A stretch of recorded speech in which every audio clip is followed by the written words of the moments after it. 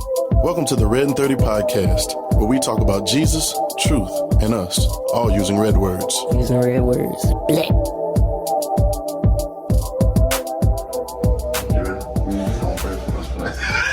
Oh, God bless you, brother. Shut up.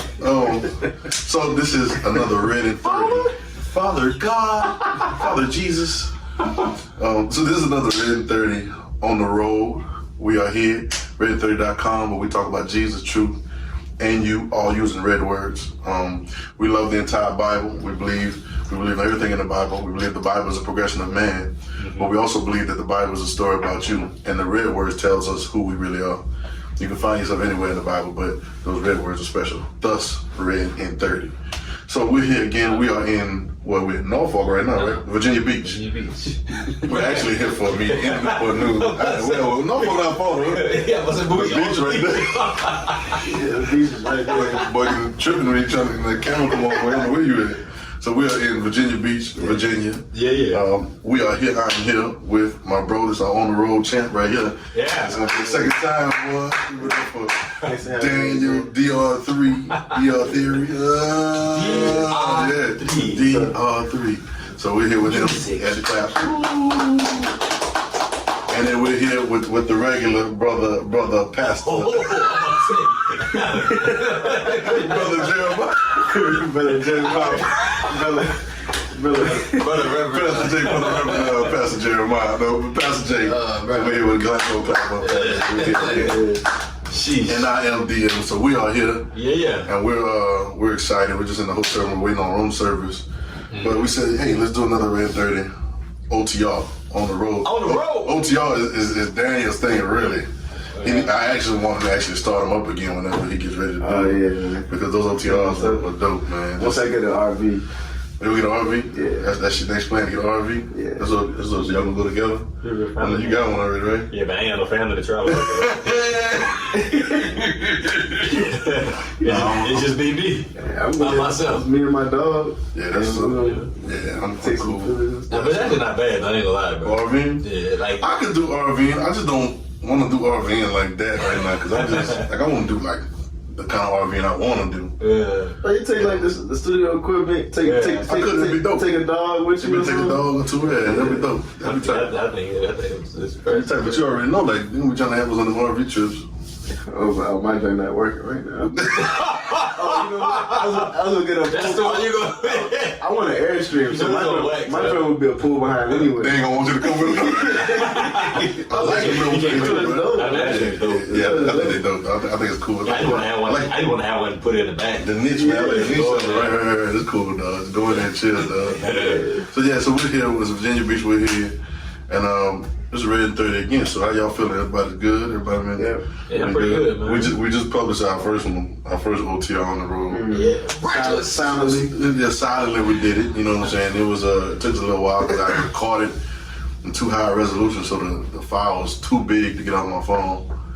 So we finally got it off of there. So it was a little reckless at the end, but it was fun. Yeah, it was good. It was good. We had some good points in there, some good hitters, man. So that was good. Hopefully we do the same thing tonight. Yeah. I got a cool thing I want to talk about, and I'm gonna do something. I didn't even tell you I was gonna do it before. I'm gonna do this, but I'm gonna do it anyway.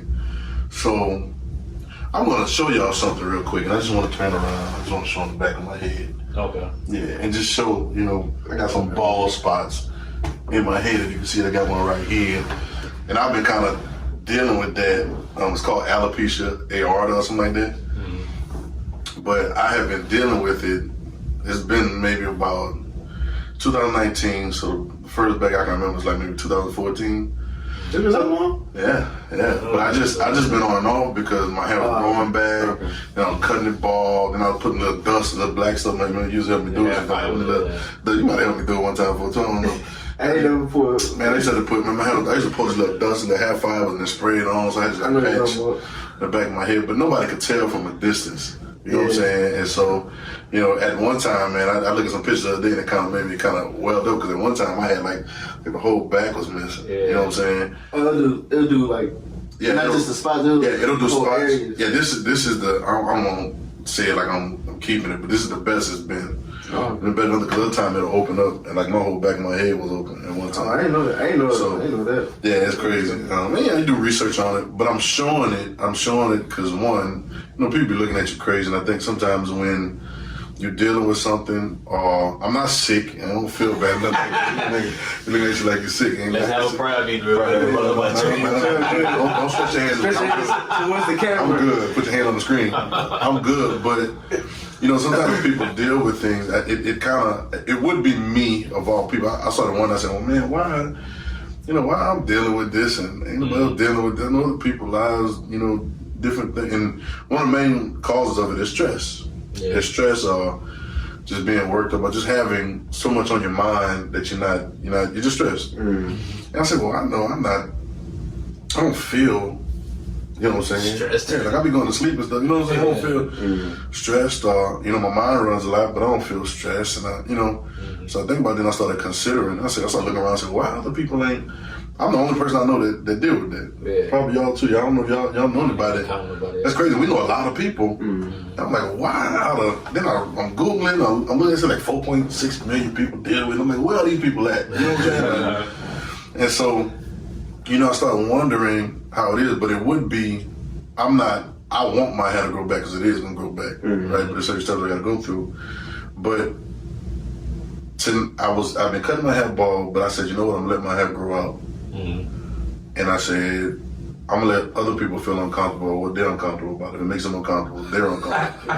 You know what I'm saying? That's what it is. You know what it be. Yeah. They look at me like, and they stay like, I'm like, what? Like, what's wrong? Let me flip it on you. Yeah, am I talking any different? You know what I'm saying? Yeah. And so I noticed that people with, ailments or handicaps and different things, I can see kind of what they go through sometimes on the regular because people, we were little, we was little kids, you see somebody, missing an arm or somebody that's like, yeah. Oh my God. But for me, it really took a meaning on for me, not owning this, but going through something like this, because it makes me realize that people go through things all the time and they cover it up. All the people we talking about probably just shave. Yeah, they shave it. I've been shaving my hair bald for the longest, you know what I'm saying? For the last, I don't know, 6 months to a year, maybe a little longer. Because I just got tired of trying to cover it up and different things like that. But I realized that just because some spots are missing doesn't mean something wrong with your whole head. You know what I'm saying? So I always say I'm gonna put a do-rag on, I don't get my waves going and act like there was islands in my head. They crazy.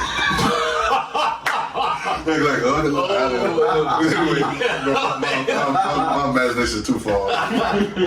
But it kind of leads me. I wanted to show this so people wouldn't be weird about it. You know what I'm saying? Calm down. Once again, it ain't sick, it ain't no cancer, nothing like that. It ain't nothing weird.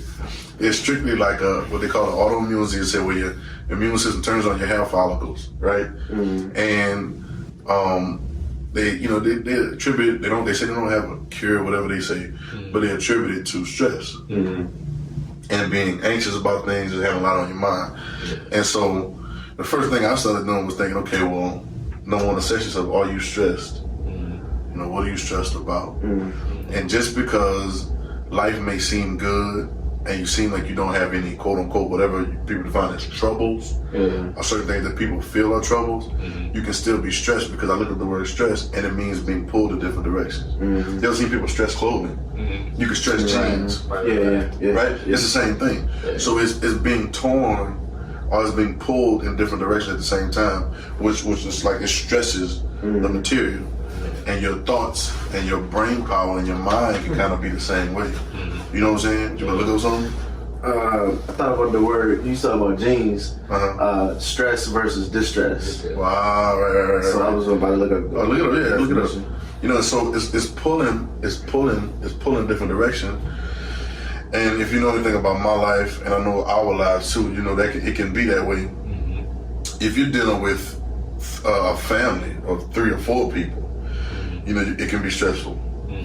But if you're dealing with 20 people, 30 people, 50 people, 100 people, 200 people, 300 people, 400, next thing you know what I'm saying, you can really be taking on a lot of things. I was telling somebody the other day, you know, a lot of times when they come around, I was feeling some kind of way. I was like, you know, don't project your energy on me. That's a real thing. Yeah. It's a real thing that somebody can project. People will do it. Yeah. They'll do it, and they'll do it by saying things, and they don't know that they're doing it. I call it out today. I'm like, yo, listen, come here with that, you know, because you're making me feel like that. Yeah. Don't come ask me no questions and all this stuff, trying to make me feel some kind of way. Keep that over there with you. You know, and so, but that being said, we're all of us are living souls. And so whatever we all deal with in different times of the day, we carry that with us sometimes. And so being in a place where, even doing something like this, RedIn30, but being in a place where we're dealing with people on a regular, we're taking on people's lives and mindset, we're calling ourselves, you know, we like to use the word connection. Well, connection goes both ways sometimes. And so that being said, you can really take on a lot of stuff. Yeah. And your mind, your mind ever ran before? Like, you might have been running before, like you just almost like run. I know late at night for me is like that. It's like that when I get quiet. You know, and I live by myself, so when I get quiet, it's almost like you almost want to bring noise in the room. Yeah. To you know what I'm saying? And that's while I deal with it, you know what I'm saying, until I go to sleep or whatever. But your mind can be running so much, and you're thinking about, okay, well, who I got to help tomorrow? You know, or why this ain't working. And then you start taking on the weight of the world, you know what I'm saying? And you start thinking about that. And it's not necessarily a bad thing, but how you handle it could be bad. You get what I'm saying? Yeah. How you take it. I was telling them earlier, we was talking about the word empath. I'd never heard that before. No. I'd never heard that word before in my life. But it's EMPATH, almost like, you know, like psychopath or whatever, like an empath, and it comes from the word empathy. And I was looking up earlier, and it was describing it as like somebody that'll take on other people's feelings and thoughts. Yeah. You know what I'm saying? And almost to the point to where you feel them. So empathy is like it's not sympathy. Sympathy says, "Oh, I feel for you over there." You know, sympathy says, "Oh, I see you," and if I'm describing it right, and I feel, "Oh man, that's tough," right? But empathy says it has that same emotion. I feel what you feel, but I'm feeling it. Yeah. Like I'm feeling what you feel. And there's only certain people that are like that, because you gotta have a certain heart and a mindset for that. right? Sad to say, those of us that always want to help people end up having that kind of heart, but they can kind of rebound on you if you don't watch it. Right. And so, you know, empathy, it'll deal with your tiredness, you know what I'm saying, stress, anxiety, different things of that nature, because you're taking on the weights of. Now, I know a lot of people that probably ain't empath, they ain't worried about nothing, because they kind of like thinking about themselves so much that they just, who cares? I'm just doing this. I'm being here right now, but I'm going home. So they don't deal with those things. Right. I think sometimes it's a price to pay for being who we say that we are. You know what I'm saying? I'm talking about love your neighbor like you love yourself. Is that my phone? No, it's mine. Okay, because I got to put my phone on airplane mode anyway. Hold on. I got to make sure nobody don't call in the middle of the video. Along the lines of empathy, it's kind of like some of the definitions from distress and stress, like so they said stress can turn to distress. Okay. As it accumulates. Stress can turn to distress as it accumulates. Yeah, as it accumulates. Distress is almost like you need somebody to save you. Yeah, exactly. Oh, that's good. Hello, how you doing? That's dope. We got a room service break. How we doing, gentlemen? Hey, how are you? We're doing excellent. How are you? Tired. It's just me in room service. Oh, so. good. It was almost over, right? Almost. Got a little while, huh? A little bit. Had you running all over the hotel? Huh? Yeah, for some reason I'm just getting slammed tonight. Take orders too? Yeah, I'll do it all. Say scribble. Yeah, scribble. Any additional? There we go. Pitcher lemonade. No. Alright, brought you some cups. Straws. I think I got everything you need. If I forgot anything, We gotta make you run it again. maybe run again. That's alright, I gotta run anyway, because I gotta pick up trays. We gonna If figure you it can out. just leave your tray right outside your doorway when you're done, because I gotta pick those up too. Appreciate it. Thank you. Thank you, gentlemen. Thank you so much. Room service break. This is how on the road is. Room service breaks. On the road. On the road. Oh, So you said distress. So stress can turn into distress. Stress, yeah, stress. Out of control or stress is your joint. Yeah. Turns into distress. But it was a definition. I'm about to pull it up again. It was talking about like care or I didn't pull it up again. You was lying, boy. She did not want to lie. No, Plate of fries. You got ketchup over there too? Yeah. The good ketchup too. You got bad ketchup? What's the bad ketchup? The good ketchup come in the glass. We still here, y'all. Cups. Cups of that. Cups of that. They gave her a picture. She was just like, hey, I'm just bringing a picture up. That was like weird. Yeah, bro. Hold my cup like No ice or no? No. Yeah, come on. No choice. That'd be good. Yeah, I can take up space, boy. I know. So you say distress. You say stress can turn into distress. Yeah, distress and the definition for it is extreme anxiety, sorrow, or pain. But it connects with the empath thing you was talking about because you can take on someone else's sorrow and pain. Wow. And taking on someone else's sorrow and pain, it's almost like you're carrying. Right. If there's a such thing as caring too much. Right. I get it. But I thought about, I don't know if I've done that. what the scripture is, but it made me think about the casting Casting your cares. scripture. Yep, casting cares. I think and once again, let me prelude by saying that we like to talk about things, and of course, you know, I got some points I want to bring up. We're gonna talk about how Jesus handled being the savior of the world. You know, we talk all this noise about helping people in different situations or whatever. But you wanna make some room on that, bro? No, I'm good.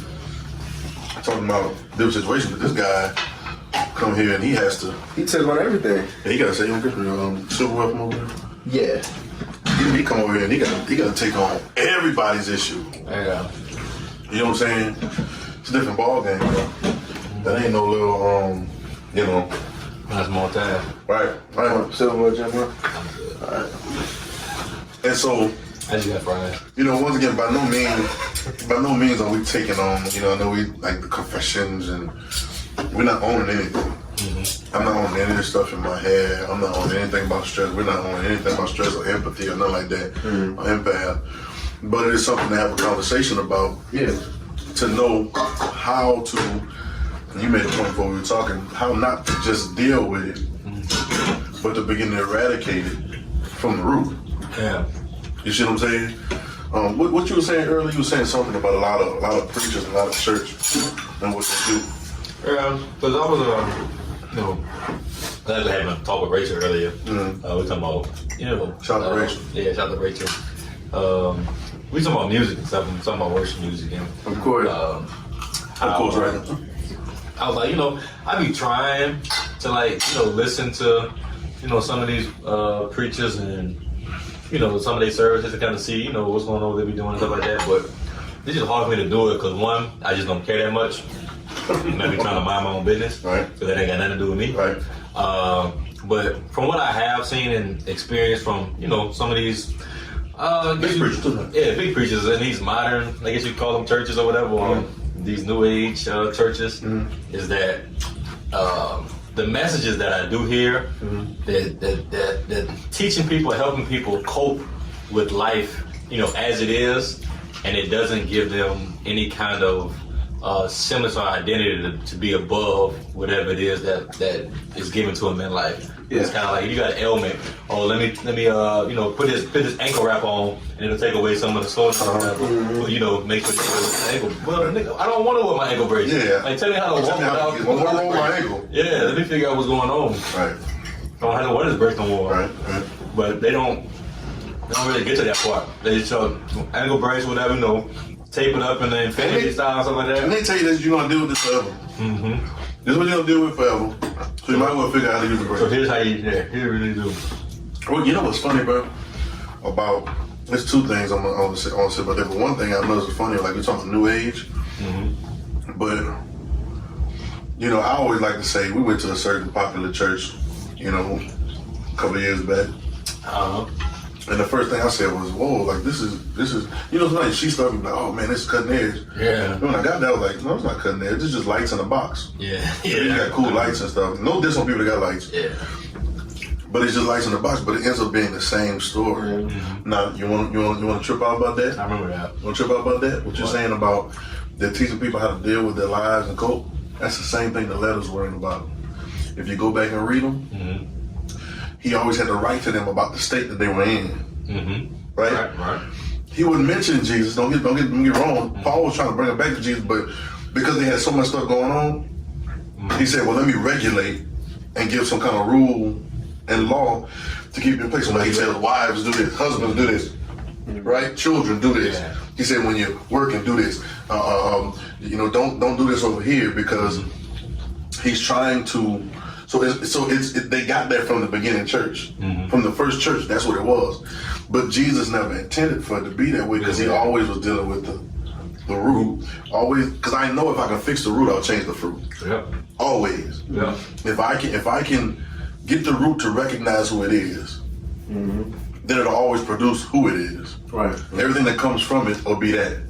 You know what I'm saying? Like us. It's like one of us having a puppy as a baby. Like that's not the DNA of our seed. Right. You get what I'm saying? I know it's crazy, but that's not the DNA of our seed. Yeah. But that's what's going on in a lot of life. People are producing a lot of stuff that ain't them. And they're coping with it like, "Oh, well, this is what it is." Right. No, this is not what it is because that's not what the root calls for. Yeah. That's not what the information, which we call DNA, calls for to come forth. You know what I'm saying? Yeah, so definitely got it. And so they got new clothes on, you know what I'm saying, and new lights and stuff, but they preach the same message way back then. And we're utterly skipping. That's crazy. It's crazy. That's crazy. It's crazy. Oh, you want to know the fun fact? I found today. I was reading the RedIn30 today. Fun fact I found today that Peter was the only one that denied Jesus. Wow. They said Peter said, "I'm not gonna leave you. I'll die with you. I won't deny you." And he said the rest of the disciples said the same thing. Yeah. But then Peter represented the whole process of everybody else. Yeah. And then the next thing they said when they came to get Jesus.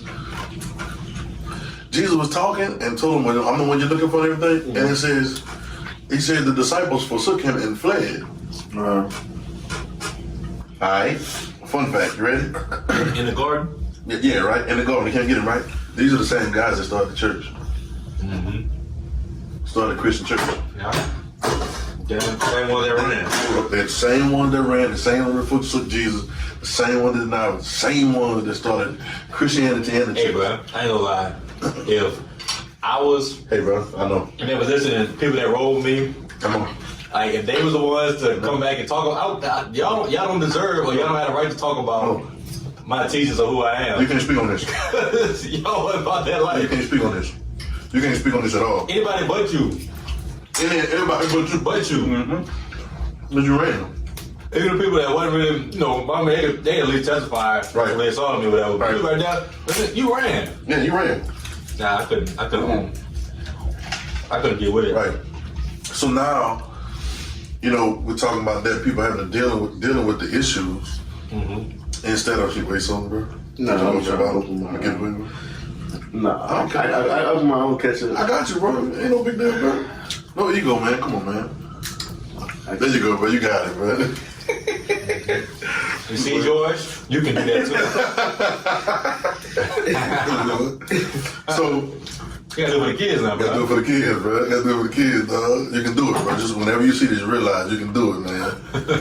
So now it starts to make me understand that instead of dealing with something, they go root. Now we live in action right now, so I'm talking to myself, and I'm talking to y'all as well. We talking to ourselves. Right. We're not just giving something out to people and telling them y'all go do this. Now we eating it too. We eating it too. So now I start seeing Jesus. Now I'm talking to myself. I start saying Jesus.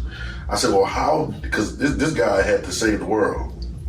Like he's here for one mission, nothing else but to be the savior of the world. To take on the government, to be on the shoulders of the prophets. That's crazy, right? Yeah. And so how does he, as a person, deal with that? Of course, you know we always read the scripture, but he took out the woman of our transgression, he took on our things and everything. So there was nothing common to man that he didn't deal with, right? So now if he's feeling us, I can only imagine him, and probably most likely he's walking around feeling the people that he's ministered to. Can you imagine that? He knew stuff was going on with people before they even said it. That's great. We're talking about multitudes of people. We're talking about multitudes of people that's throwing him. Yeah. It's crazy. So I was like, well, how does he deal with it? I transitioned myself. I've been transitioning my mind. Reading family the picture. I've been transitioning my mind a little bit to I appreciate that. I'm going all the way to the top this time. I'm gonna go back and take all that ice. Yeah, thank you. Yeah. I've been transitioning myself from, one of the things about RedIn30 is that we're trying to get away from the religious Jesus. Yeah. The religious and the ritual and all the steps into being a reality and him telling you who you really are. He said, I'm you and you me, we're one with the Father. And so I've been transitioning my mind to get away from doing all the steps, doing all the right things, and seeing what he does and then picking up the principle. To now, I've been asking, like, how do you think? Like, I want to know how do you think? And sometimes there's not anything written concerning that. But I want to know what's your mindset on this. What's your thought? But not my mindset to enforce something, but what are you being right here? You see what I'm saying? And in those type of thought processes and conversations, it really made me to start experiencing some new things in Jesus and start seeing how he dealt with it. I mean, we talking about dealing with congregations or, you know what I'm saying? But how he dealt with it. And the weight of the world. The weight of the world, right, literally. Yeah. Right? And so it kind of changed me to really start functioning a little bit differently. Because, you can mean well. You know what I'm saying? You can mean well what you're doing and doing a lot of good stuff with people and mean well, but at the end it could not work out. Right? Meaning well has never been, you know what I'm saying, the catalyst to anything. Of course, I think you should have good intentions. But y'all know anybody that's like that? They're like taking on a lot of stuff and they be stressing about it. And sometimes we like that. Y'all are different. Y'all are different though. Y'all are a little different. Both of y'all personalities are a little different. Hold on, let me say both of them are a little different. Because I know that y'all care. Right? But then Very much so. Very much so. With all y'all. But then I know there's a place in there where you just like. I would say this. I do think you care a lot more than I care. Is that a good thing or a bad thing though? 'Cause I'm reconsidering, bro.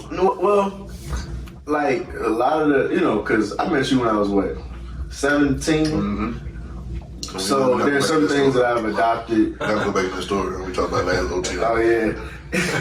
Certain things I've adopted, but like you go hard, bro, like for people. And I do that kind of like I do go hard for certain people, but I also kind of sometimes it's at a fault though, cause I don't know. I feel like sometimes I don't do enough. I battle with that, bro. But I always, I don't know. I just got so much stuff, I guess, that I just kind of, I don't know. I battle with that. That gets me too much. What you doing, man? No, don't they have like a scripture something talking about the plight of man? So, I don't know. I ain't got no. I think, but my point that I'm about to make is that I think that we all care, but I think that my care goes to the point to where I don't allow my care to override what I know man to be. Got it. I got it.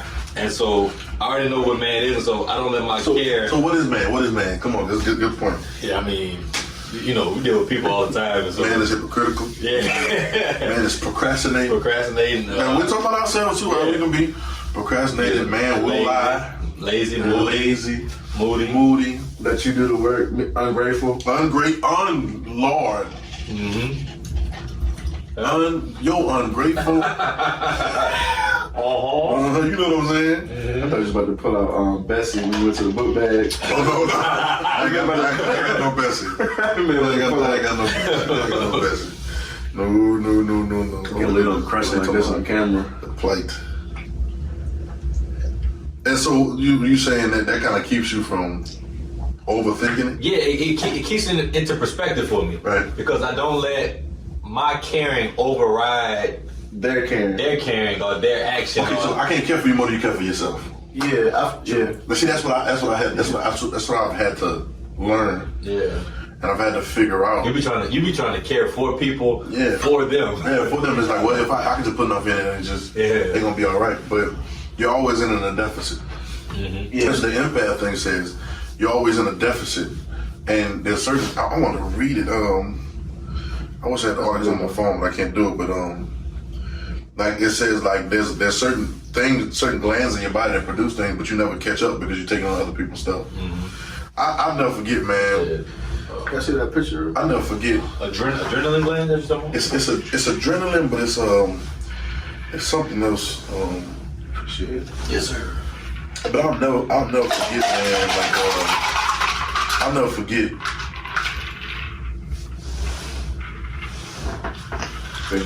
I'll never forget, like caring for something about somebody else, and then they going to sleep and you up thinking about it. Yeah, bro. It's the worst. Mm-hmm. Yeah. You know what I'm saying? Or thinking about it more than they think about it. Mm-hmm. It's a horrible thing, and also it you go from stressing to anger. Mm-hmm.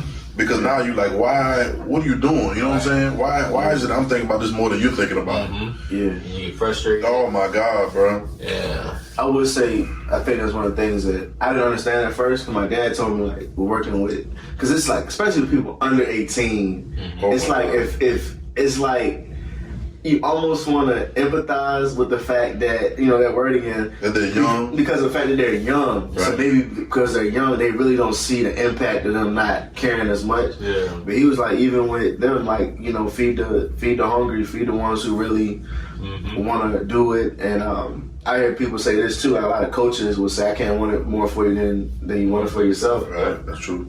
You know what I mean? So it's kind of it's a little bit of savagery to that way of thinking, because sometimes you just gotta let people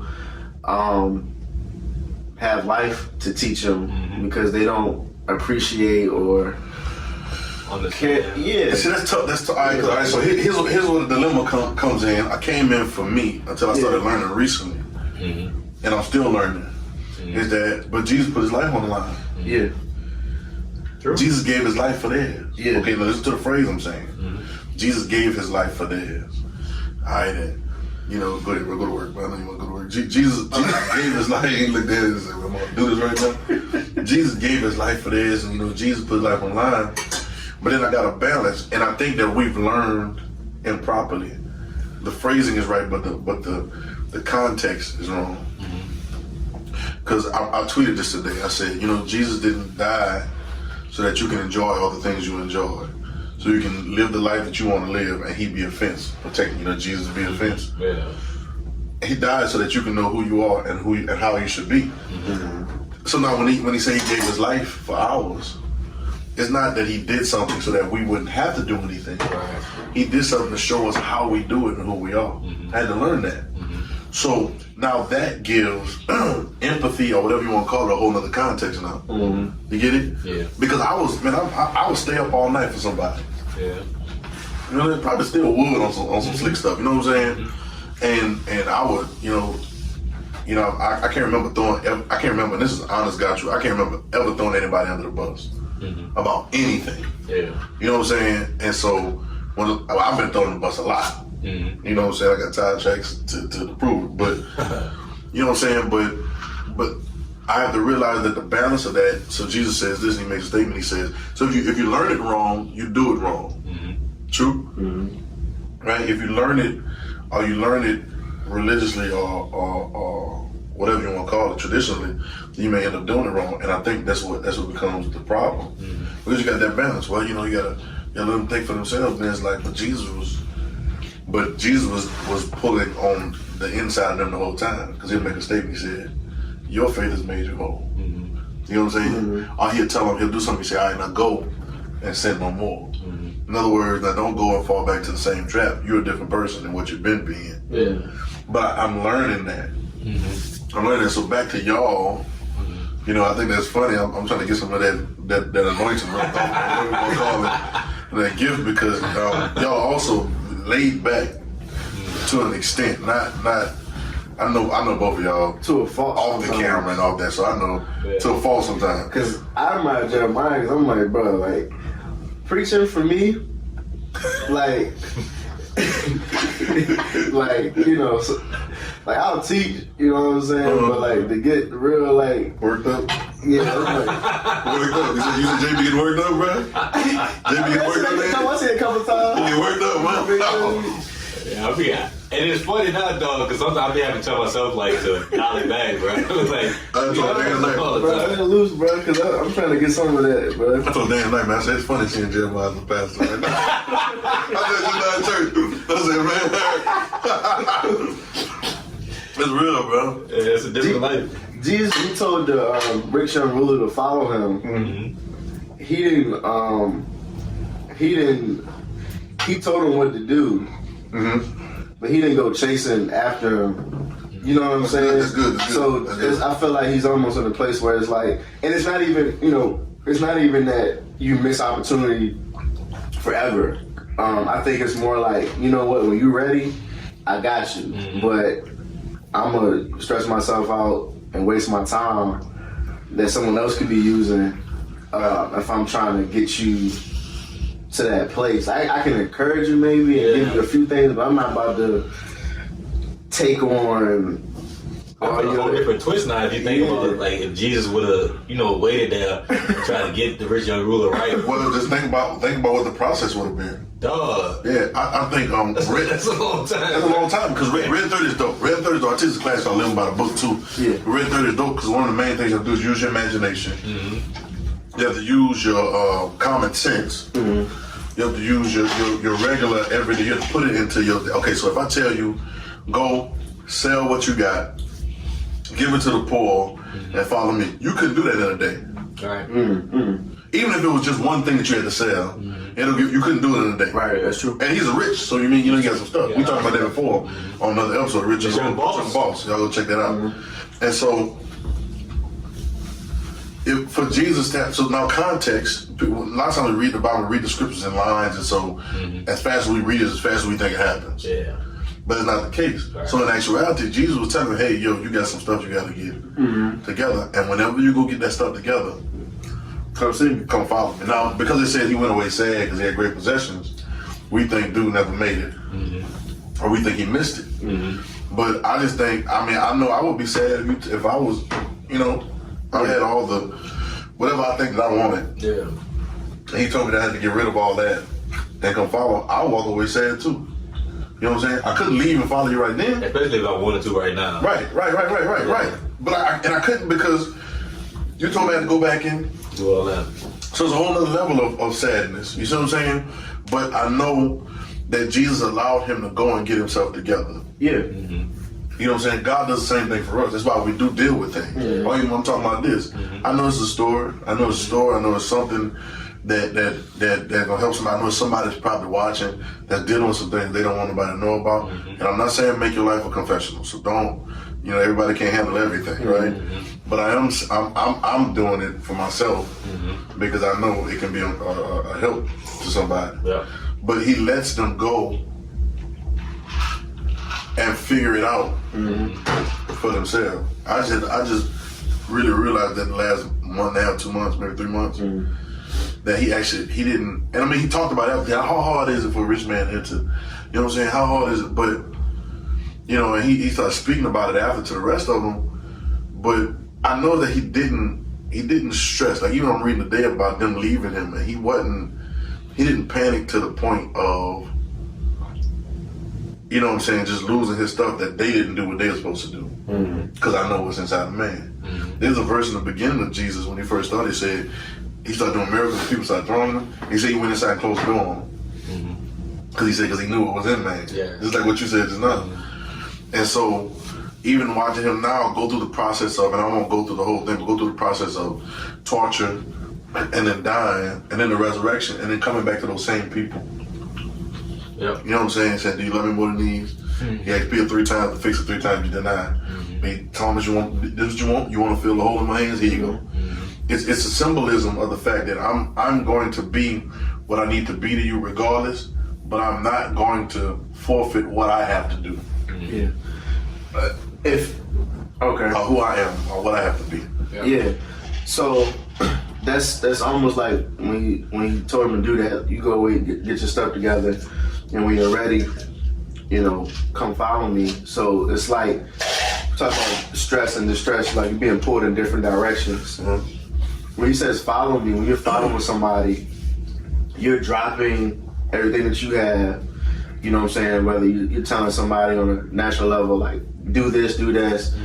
And if I'm leading you, I'm not being pulled in different directions because I'm leading the way. But if you go chasing this person over here, chasing this person over there, now you're, you know what I'm saying? Like, you're stretched everywhere. So I think that's a good one to look at. Is just like, I'll tell you what you need to do, and then come follow what I'm doing, because I can't lead you anywhere that you're not following. Because otherwise, I'm following and chasing behind where you at. For example, I heard somebody told me this when I was younger. They talking about girls. They talking about having more than one girl at times. Like, he say, chase 2 rabbits, you ain't gonna catch none. Yeah. You ready to say before? I think I'm kind of fast. I probably can catch one of them. You know what I'm saying? But he say, chase 2 rabbits. He get a shotgun, boom. Sorry, Peter. But if you chase 2 rabbits, you catch none, right? But the same thing. You double-minded. Man, I forgot who wrote that in the letters, but double-minded man is stable in all his ways. See, but I'm learning that. I had to learn that, and I am learning that. And we got to learn it. The more and more people that we deal with, the more and more things that happen, and then people in life just have to learn how to do with that. That's the mind of Christ. I have to be okay, because one of the greatest things we have is choice. Right. One of the greatest things God gave us. That's why He put a tree of life and a tree of knowledge. You have a choice. And so you have to respect the godness in everybody to make choices. Our job is to say what choices was. Even Jesus, even God, when they ate it from the tree, God didn't punish anybody. He didn't punish Adam and Eve. He didn't punish them at all. He just told them what the consequences were of the choices that they made. It seemed like he put them out, but he's like, no, like, this is the consequence of what you did. Now you have to. This is what comes with what you decided. What you chose. You get what I'm saying? What you chose, your choice. You chose this door, and this is where this door leads. And that can be difficult to do sometimes. I'm just trying to demand of Christ, because I don't want to take on this. They gonna be mad about this, but this Christian thing, and it's all nice, and it's all you take on the burdens of everybody. When that's not what He was teaching us. Right. That's not what He was saying. Right. You know what I'm saying? So sometimes you can get beat down and trodden down because of that. But I see Him. It's one of my favorite. I almost say this every RedIn30 we do, but I love it. The one that says, He said, "Take my yoke upon me and learn of me." And He said, "Because I'm meek and lowly in heart, and you'll find rest for your soul. For my yoke is easy, my burden is light."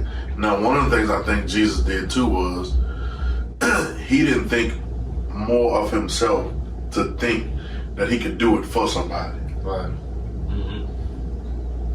That's something to think about. Yeah. Like, we're talking about Jesus now. Right. But He knew that it had to be your faith. He would even say, like, even when some people, He's like, "Do you believe I can do this?" So it was still their beliefs. He was a vessel for whatever you want to call it, but it was still their beliefs that made it happen. So He wasn't thinking that highly of Himself, not to realize that the power was in man, in every single man, and that even though the power was in there, I can't do it for them. Yeah, because if He would have did that, He would have crippled man. He'd have crippled man. Man will be crippled too. Man's kind of crippled right now. Because they think that's what it is. They think that's what it is. They think that. There's even a message right now being preached. I'm not even getting on it, but that you don't have to do anything because He did it all. And I understand where that's going. And it's actually steps forward from what it used to be. But it's a handicap because God created us in His image. So if He created us in His image, He created us in His likeness. He created us to function and be like Him, to be, Right. not to be taken care of. Right. That's consistent with the Old Testament too. Yep. It's always like, you do this, I'll do this. Yeah, right. You do this. Because He's trying to get you, He's trying to work you into being something. You know, and so now we can't be crippled to say, well, you know, God gonna come through, or we ask God to do something. Or God show him, God come and take this. Well, you know, God said, no, you do it. Well. He told Moses, stretch the rod. He opened the water. Did he open the water? Did Moses open the water? Right. You get what I'm saying? The God is connecting His all greatness and His deity to your. He put it at your fingertips. Moses strike the rock, and water gonna come out. Boom. He strike the rock, and Moses come out, and water come out. He tells him next time speak to the rock. Not because Moses was whatever was going on. He struck the rock like he did the first time. Of course, he couldn't go to the promised land. You had to go read that for yourself. But still, the fact that water comes out of a rock. Yeah. You get it? At the action that you did. Yeah. You get it? Jesus doing the same thing. He says, go get pots and fill them up with water. First of all, get the holy pots, where they wash the holy, and go fill them up with water, and then bring them back and serve. He's putting it in the people's hands. Remember, he broke the bread and the fish. He didn't go serve all them people. Right. He gave it to the Disciples. to feed the people. You know, they wouldn't have went and followed instructions there. Right, it'd have been trouble. They'd have shut down the whole thing. It's crazy, right? And so it's always an enablement. And so what I'm learning, what we're learning, what I hope anybody's watching on the RedIn30 learning is to not pull yourself in different directions, not stress yourself, not be anxious, not worry yourself, even when you see things not going the way that you think they're supposed to go. And that's a big thing too. Sometimes you see people and you see a downward spiral. Doesn't mean you don't help. Yeah. Right. But there's a difference between helping and handicapping. You get it? Yep. And I can say I probably handicapped some people before, you know what I'm saying? Just trying to be helpful, you know what I'm saying? Do it for them, but it always comes out the same way because like they got to learn. And some people don't. Right. You know, you got to be prepared to live with that. Live with, you know what I'm saying, the 90, 95, 8 versus 100, you know what I'm saying? Sometimes 80, you know what I'm saying? Depends on the situation. Yeah. Right. But just breaking it down, and so I'm just turning my thought process into more of that. And I text somebody tonight, I said, man, I said, you know, we was at church tonight. I text somebody, I said, man, it's kind of embarrassing to go in there and walk in front of the people with, you got spots in there, you're the only person in the room like that. And I said, it's kind of embarrassing. And I put that. I said, but it's kind of liberating too. You know what I'm saying? I didn't want to cut my hair bald. Yeah, like I didn't want to cut my hair bald. I'm nothing wrong with bald head like that. People tell me I'm wearing it good. People tell me I'm wearing it good. Ain't nothing wrong with, you know what I'm saying? I'm not saying that, but I didn't want to do it. I didn't want to do it because if I'd done it, that'd have been the first haircut I was getting. I wasn't getting. I was doing it out of you know, that. But then it's like, I would love for people, how many things that people dealt with or gone through and had victory of it, but you never knew it and you never saw the story. This is another thing I think about too. Talking about victory and all that, like people deal with much worse things than having spots in their head missing. So I'm not taking it like, oh yeah, I'm going through a battle. You know what I'm saying? Like, come on, man. Like we got other stuff we got to do. But I don't want to walk around no more. So. That's facts. So taking on, and I guess the gist of what we're saying tonight, I'm saying on this podcast, is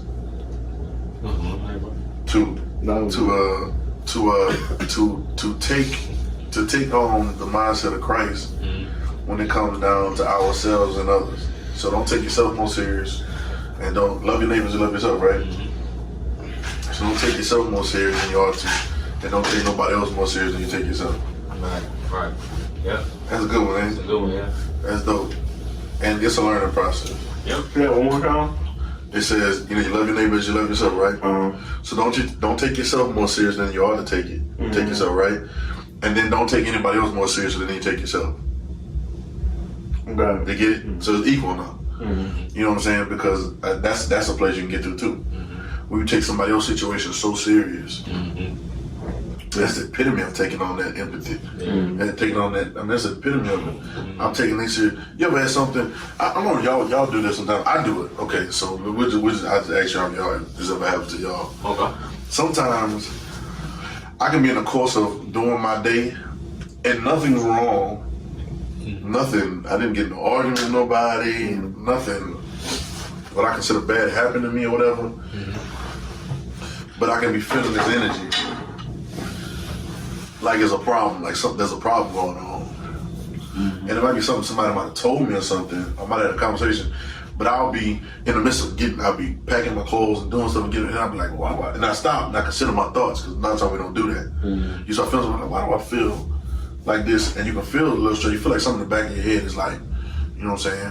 What am I missing? You know what I'm saying? And you got this feeling when it's actually something that somebody told you. You ever had that before? You kind of taking on something else? No. I'm trying. I'm crazy. I can see that. I can see that. I have that sometimes when I got a whole lot on my plate and I felt like I'm forgetting something. Okay. But it's kind of like that, but it's more like there's no reason. it's actually nothing. There's no reason for me to feel sad, angry, any emotion. I mean, it's a good day. Might have just got paid. You know what I'm saying? Maybe the weekend, whatever. But it's like, and then when I consider it, and I think I can trace it back to a conversation. I can trace it back to, you know what I'm saying, something that is so abstract, and it's really not a real problem. But okay, well, never mind. well, no, it's real problems sometimes too. Okay. But then sometimes it's some things that just sitting in the back of my mind that'll just be sitting there messing with you, and then you don't realize till you say, "Oh no, but this is not a big deal." You know what I'm saying? Even some real problems are not that big a deal Right. if you deal with them a certain way. You know what I'm saying? And so you have to filter through that stuff. You know what I'm saying? I think that's what crucifixion is. I think that's what dying to self is. You know, dying to all these ways that you handle things, so that you can take on because I would only imagine how stressed God could be if that was a real thing. I know it ain't. Everybody. But come on, man. It's like, I gotta wake all y'all up. I gotta make sure all y'all, you know what I'm saying? And really, you kind of waking us up. But I'm just saying, like, Protecting all y'all. you know what I'm saying? Make sure the word still the actions and all at the same time. It's crazy, right? It's nothing but faith. And nothing but things working the way that they should that puts that in place. I guess you gotta be okay with some casualties of war. Yeah. I know that's a tough thing sometimes. Not only a tough thing for you to know that you have the tools to help somebody, but that they don't want to. And to know that they're better than what they're being. Exactly. Sometimes it sucks, but I know parents sometimes have to face that reality. Wow. You know what I mean? It's just like, I mean, I can't, especially once the kids get grown, or some parents have just been like, I mean, what am I gonna do? I love you, but Yeah. And I thought about it too when you were talking a little while ago about the grades and stuff. Like how teachers gotta feel like that. Yeah, they taught you everything, Right. right? Everything, and even they might think that you want the rest from type of. No, I'm good. well, you can talk to me about They it. might think that Pause. I stopped. No, he said it. Oh, he did. I pulled up. He said it. He Pause. said top. He said top me off. And they were like they know that you could do way better than that you're doing or whatever, and they want to help you pass, but they just can't do it for you. Yeah. And they can't do the homework for you. Right. They can't do the extra quiz they give you to bring up your grade for you or whatever. But they're giving you everything that you can do, but it's up to you to go ahead and handle your business. So if you don't do it, I might feel for you and want you, but at the end of the day, that's on your body. Teachers are kind of good at that. Well, most teachers, because teachers will sit there and New teachers suck. I don't know. I know about the old school teachers. They be like, you got the tools. Like, you much better than this D. Right. And then they go home. They go home. Yeah. I've seen new teachers. I have a teacher named Miss Banninger. That teacher named Miss Banninger when I was in 10th grade. She taught 10th grade. I don't know what grade it was, but she was younger. So we 16, she like 20. She like 21, 22. Oh, that's horrible. Yeah, you're right. And we was in the house. Anyway, Right. so we made her cry one day, right? That's how they get cut up. We made her cry one day because we cut up so bad. But then also, she was stretching herself so thin. She was young. She was new to first year teaching. And they said, everybody comes out of college with these ideas of I'm about to change the world in education. And I don't think that's a bad thing. I think we should keep that. I think, but it becomes a balance because now they run themselves so thin, they stress out. She stressed out and crying and left out the class.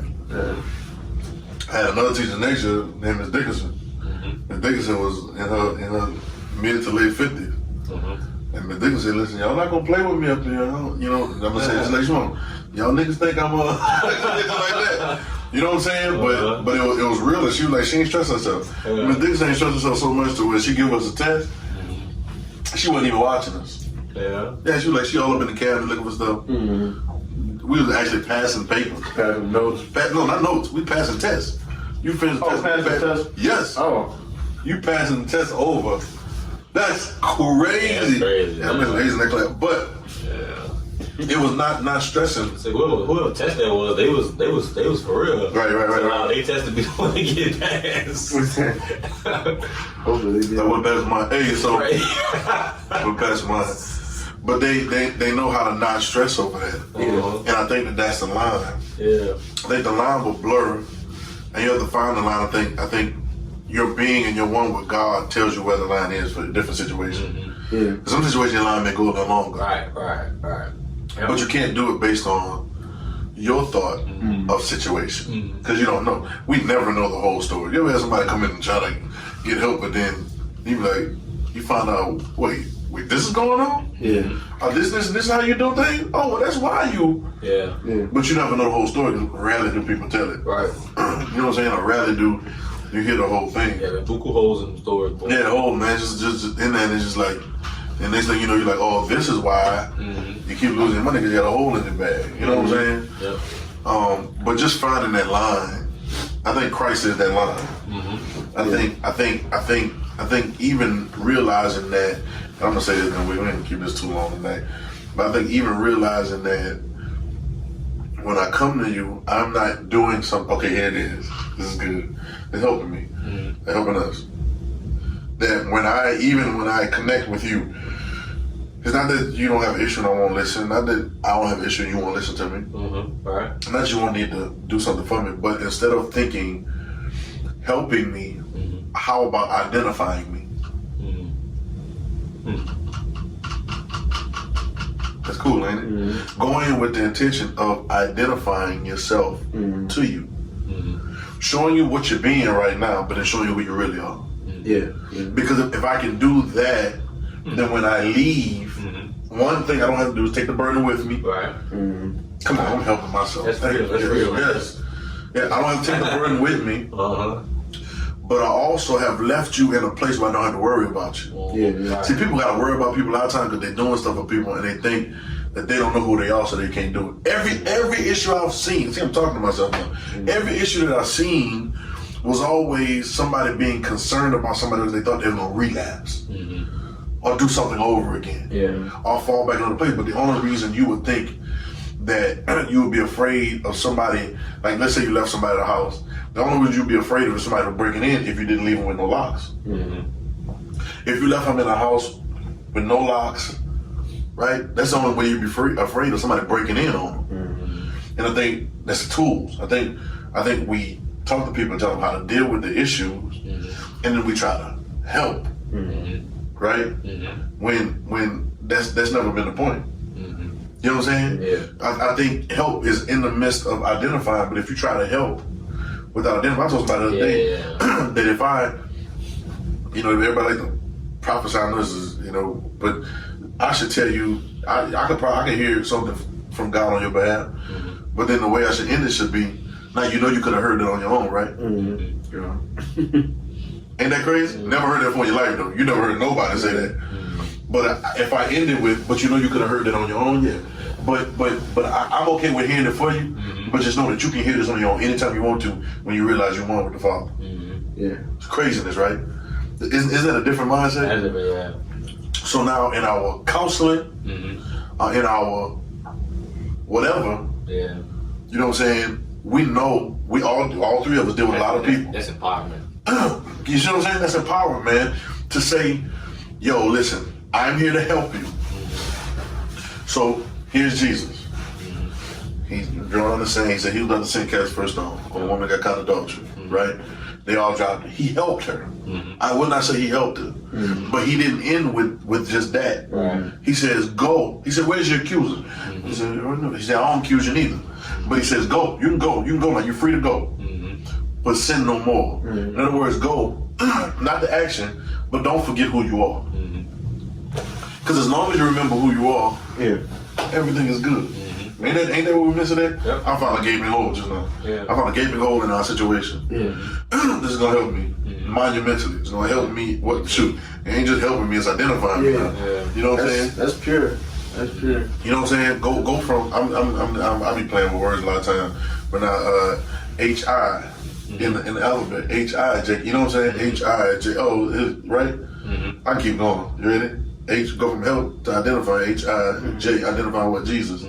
And you, right? Right? King, right? Like I keep going. I don't keep going. Keep playing, but you go further into the alphabet. You go further in, and you identify. And when you identify, Go L. Lord, we're going all the way in there, boy. We're going all the way in there, boy. Master. That's real. I think that identifying and empowering is key. Certain leaders though don't want to do that. Why? I said this in my class. Why? They want to. They like that. They like that stroke. Yeah. They like that stroke. They like that stroke. You gotta keep coming back to me. You gotta keep coming back to me. And then I'm valued in we your life. fight. We fight. Majority of people, I was talking to my friend the other day, we fight to try to maintain our position of importance in this world. Ain't that crazy? At the expense of somebody else. That means I can take what I know and enable you to be okay and be doing it without me, but I won't do it. Yeah. Because I need the ego. My ego need to be strong. Listen, I'm sorry. You ready? That is a lot of preachers. It is. That's a lot of preachers. That's a lot of politicians.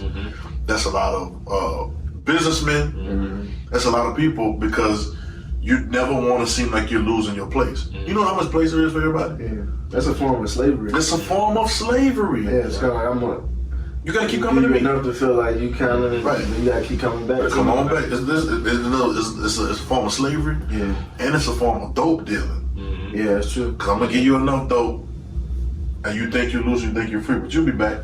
Back, yeah. Yeah. Cause you're gonna run out. Yeah. That's crazy, ain't it? So we're moving from helping to identifying and empowering. That changes everything, bro. Yeah, and like when I think about it too, like the people, I guess in life that actually value me the most, even like before pastoring, but even now I'm pastoring, are the people that like that I've empowered to where they know like how to stand on their own 2 feet and know how to do things for themselves. Like they appreciate that a whole lot more than having to come to me for every little thing. Right. But And they're the ones that stick. And they're the ones, they end up being the ones that's your confidants and the ones that you can trust to do things. You can think about, I'm thinking about people in my ear right now. Then I can think about people that need stuff from me. And they're always the ones that can't come through. yeah, Always the ones that fall through. You know what I'm saying? That's crazy. it is. Empower. Identify and empower. Now there's a reciprocating factor to empowerment and identify, because you gotta allow me to ID you. Right. You gotta allow me to identify you. You gotta allow. I'm about to go into a whole nother tangent, but I'm not even gonna go over there. And other people don't take. I'll do it for a quick second because this is what this is about. We're talking, but a lot of times people. Should I go over there? Nah, I won't even go. I'm not gonna mess with that. That's all why people won't show the IDs sometimes. Trying to identify you and let you go, but that's another conversation. But they gotta allow me to identify them and allow me to empower them. And you gotta be willing to step up to the plate. Yep. Yep. Now there are those people out there too that just want to be taken care of. I can't stand. Yeah. There's old mindset and these girls that want to be taken care of. And think that that's the way it's supposed to go. Yep. What you talking about? You're right, you don't. It's better than nothing like that. You don't. Never been like that. Never been like that. But they out there. Yeah. Y'all got the goods though now, though. So they see it. I don't care. What? Yeah, I don't know what you're talking about. What are we talking about? I don't care. With work. It's work. Empower. Somebody empower you. To be somebody before you try to have somebody. Yeah. Always go back to that, don't it? I thought that. Well, I don't know how it is nowadays, but I thought that's how that's how it should be. It's like you know yourself before you know. What That seems so simple, be your don't own it? person before. That's you know not the what I'm truth, though. Because That's the truth. What That's how it happens. we got to talk about if you don't have your own identity and your own thing going on? We ain't got no dialogue. People have different gauges or different definitions for knowing themselves, though. True. So people, they say that they know themselves, but they don't know themselves to an extent or to where they want to or they think it's enough for them to do what they want to do. Right. Okay. But it's not true knowing themselves. So it's like surface level stuff, like. Well, how many people you gonna walk up to and you tell them you already know yourself and they gonna be like, yeah, I do. I know myself better than you know me. Think about it. The majority of them you walk up to gonna say they know themselves, right? Yeah. They lying until you have a conversation. I'm about to say, but what they gonna say after that? How they gonna be able to identify them knowing themselves? They gonna talk about what they like and What they like, I like this. Just like always, it was like grew up understanding. Nobody care about that. Because you don't even know to the core identity. We'll never go back to the core identity of who we are as in Christ and one with the Father. Now, once again, we say in Christ, it's not religious. Right. It's not traditional. It's not Christianity. To this thing, it's really like oneness with the Father. It's really DNA. It's really your life makeup. Because Christianity ain't even real. It ain't even real. Them boys ran, man. Them boys ran, man. Them boys more busters, bro. Y'all all run. They won't tell me to stay. That identifying power helps because this was I was talking about earlier too with the other thing.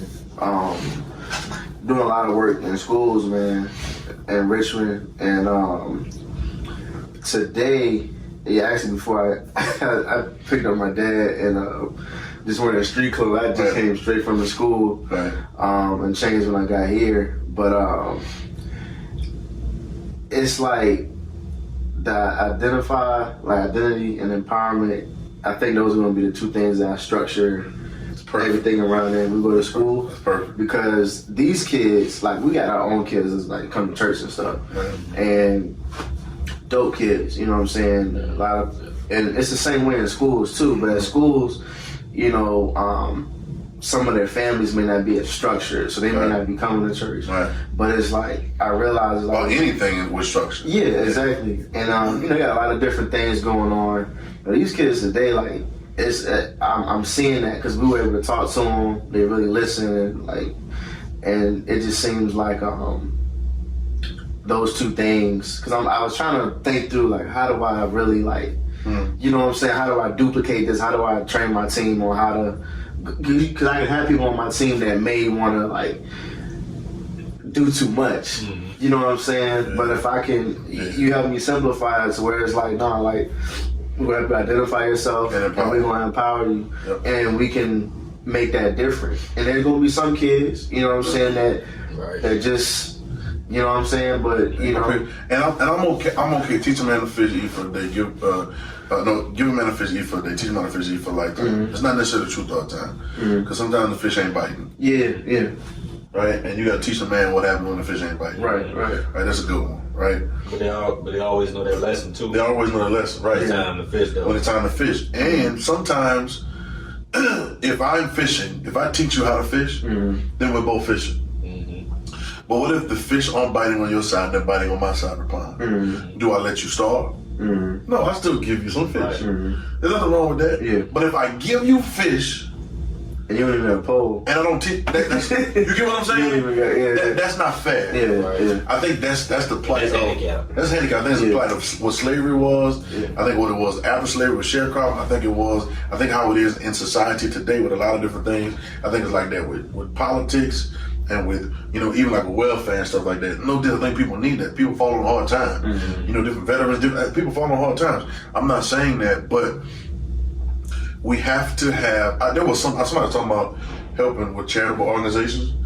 And I said today, I didn't realize, I was trying to help with a homeless organization one time, and others, and other, but it's so difficult to get involved with some of them because they don't want it to get better. Because they're getting so much government money and they have so many jobs from maintaining the homelessness.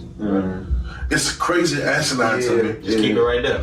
But it's real. So they like, no, don't come here with your new ideas because this is working fine. I went to another place one time and I was like all geeked about it.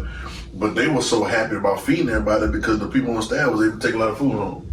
And when I walked in the back and when I saw that, I was like, okay, this not where I'm supposed to be. Because they're gonna give me backlash because I'm really trying to get these people off the streets. Exactly.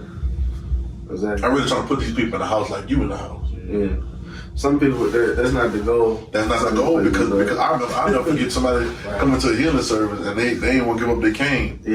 Because they getting a check for it. It's crazy, man, but it's that mindset. So you have that. You know what I'm saying? But nevertheless, you can never go further than empowerment. Think about that. You can never go further than identity. Because if you go further than identity and empowerment, you really make a loop back to just trying to help. And now you're a hindrance. You get it? I don't know, y'all. My life changed tonight just talking about this. Nah, it helps a lot. Yeah, me too. Helps a lot because it helps and it helps us. It also identifies us. I had to say that just now. I saying it helped me a lot. It's really identifying me a lot too. You know what I'm saying? Because now I know my mode of operation. I mean, even in my mind right now, I'm calm about a lot. You know what I'm saying? I came up with this thing. I was talking to some people I was working with at home. And I came up with this thing that's called PET. You know what I'm saying? PET. And it's patience, encouragement, and training. That's dope for school too. Maybe teachers PET. You know what I'm saying? But PET is patience, encouragement, and training. And all of those need to be hand in hand. So you're gonna deal with patience because everybody doesn't. You know what I'm saying? But I'll text to you too. You know right now? I'll text to you. So patience, encouragement, and training. But all those are for empowerment. You know what I'm saying? You know the PET, PET, patience, encouragement, training. Because what are you doing? It's personality. You know what I'm saying? Empowerment and truth. That's good, ain't it? Personality, empowerment, and truth. And all those are being. And when you, I'm gonna put that in my phone. So when you get that, I think that's what helps. Yep. So, we have talks, we talk about a lot about, it's the conversation I was leaving out the room earlier, they was talking about somebody doing an interview on anxiety. And it's a big thing in today. I think anxiety is a part of our society because we're told to move so fast. You need to have everything. You're supposed to have it all right now. If you don't have it, run for it. If you don't have it, you ain't nobody.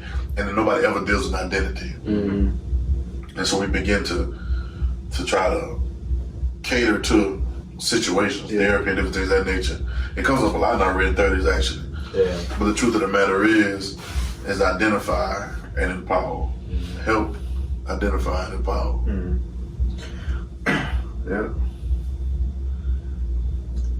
I gotta say one thing.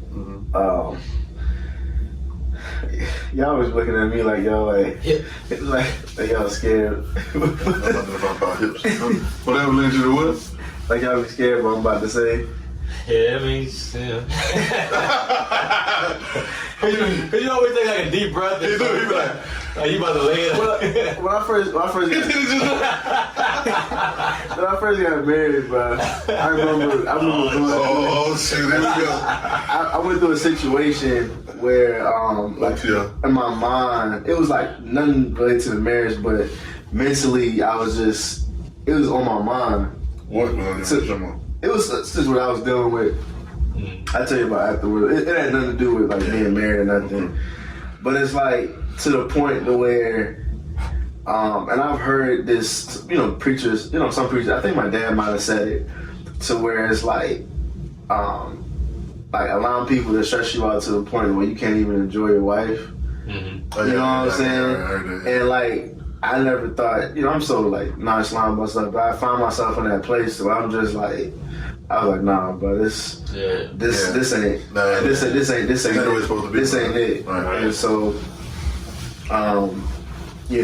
so what we're talking about, man, it definitely helps anybody, because I'm sure if as chill as I am and nonchalant about it, if I had to kind of deal with that, I know there's probably people out there who not even like having sex because their mind is just somewhere else. I can imagine. And that sucks. That's like that's no way to live. I bet too, and I don't want to go all the way into this now because it's gonna be a whole another 45 minutes. But I bet that is a lot of ways to help relationships and marriages too. Mm-hmm. It's help, but you help by identifying and empowering. Yeah. That's real. And identifying and empower individuals, not the relationship, but the individuals, because a relationship is nothing without the people. Exactly. But you're identifying and empowering the persons involved. Yeah. And now, when the identity and empowerment is there, the connection can be better. Yeah. Because of that, not just trying to help deal with what's going on. Right. We were talking earlier, like dealing with it. Okay, cool. It doesn't mean that dealing with it is not a thing. Mm-hmm. But do you end with a deal? Right. You know what I'm saying? You can't end with the deal. You have to end with the identity. Mm-hmm. You know what I'm saying? When you end with the identity, it changes. Changes everything. I mean, that's huge. That's huge. This is huge. Yeah. We don't know how huge it is yet. You know what I'm saying? But I know I'm going to start in the morning. Yeah. I'm gonna start tonight. I'm going to bed with this on my mind. Yeah. And I'm going to remember and remind myself of this, so that I never get into the place of, because if I continue to try to help, now the help is a bad thing. Right. But if I don't let help mature to empowerment, what's the point? Right, then what's the point? And eventually I'm going to handicap somebody else and myself. Yeah. You get it? In the situation. In the situation, yep. Nah, that's dope. I got a married class I'm teaching, I think, next week. And Did you teach the married class? You married? hell no. But you gonna teach the class? Yeah. Look at Next you. week, dog. I think I'm gonna do it next week. Either next week or the week after that. I'm coming. That's it. Well, you bring somebody with you? No, I'm just coming. No, all right. I ain't got no one bring with me. I'm just coming. I ain't bringing nobody from this class. They gonna think I'm trying to tell them. What you trying to tell me? I ain't trying to tell you nothing. Go back to the car. Matter of fact, sit in the car till it's over. I'm gonna wait. Oh, bro. That's cool, man. No, I'm that's gonna be dope. Yeah, bro. It's dope all around, bro. I love Jesus, bro. I love Jesus, and I'm slowing down, so we can end with this. We just must slow down and really catch the nuances of Christ. Not because he says this. He says this, and in the scripture we can leave it. I like that. John 5:39. He says, "Search the scriptures." He says, "For in them you think you have eternal life, and they which testify of me." Yeah. Like they're talking about, they're all a road pathway to me anyway. Right. He said, "But you come to me. You won't come all the way to me, that you might have eternal life." And I think that that's the gist of it. Yeah. You know what I'm saying? There's another one over in John 6. He says, I never read the next scripture. He says, in John 6:63, he said, it's the spirit that makes alive. Now, spirit means inspiration or breathing in. So that means me breathing into you is what makes alive. It's the breath on the inside that makes alive. It says the flesh by itself, without having breath in your body, is unprofitable. Like it doesn't work. Then he says, watch this. He says, the words that I speak to you, they are spirit, which means they breathe into you. And what do they breathe? And they are life. So the words are life and inspiration and breathing in and your identity at the same time. But we never read 64. 64 said, but there's some of y'all, there's some that don't believe. He said, some of y'all don't believe. You get what I'm saying? And so now the catching the nuances, coming all the way to him, makes me realize that I'm not just like it's all not written right there. Right. Now people are scared of that, but it's true. No, it's true, though. These red words lead you to being a red person. You You see what I'm saying? And being like Christ. And there are nuances in there that fit that's crazy, right? Everyday life and understanding. But you got to start somewhere. Yeah. You know what I'm saying? You know, anybody you meet, anybody you talk to, we've been friends for a long time. But even when we first meet, you were younger when we met. You know, but even when we met, it kicked off because of our personality. We liked each other's personalities. And we were cool with that. Right. We believe a lot of the same thing, right? But then the nuances caused us to be close friends. Because we picked up the nuances of each other. Like, you know, we're not gonna do it on this camera right now, so don't even say nothing. But if we started really calling each other out on different little things about each other, we can really really get like, well, I know what he gonna do. I know what Daniel gonna say. Blah blah blah blah blah. Jeremiah gonna do this. I'm gonna do this. You know what I'm saying? Y'all probably say the same thing about me, but it's because of the relationship. Like.